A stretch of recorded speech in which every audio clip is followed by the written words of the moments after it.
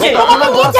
আমি যাবো না। মুদিখানার দোকানে গিয়ে মামাকে বললাম ব্যাগ কি করি বাবা চলো টস করি যদি হেড করে তাহলে মা মারি যাবে আর যদি টেল করে ঠিক আছে আমিও রাজি। তাজ্জব ব্যাপার।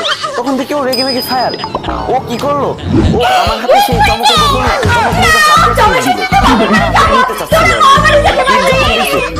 চমকের যত চমক আছে সবটাই মুখে গিয়ে পড়লো।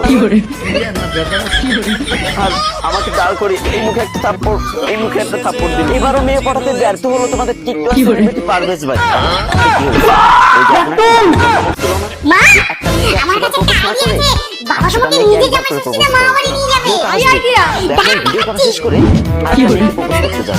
ঠিক আছে, তোমরা যদি এই গল্পটা শুনতে চাও তাহলে ভিডিও নিচে শেয়ার অপশন আছে না, একটা শেয়ার করে দাও। তোমার একটা বন্ধুর কাছে একটাবার শেয়ার করে দাও। আর যদি ভালো না লাগে সমস্যা নেই।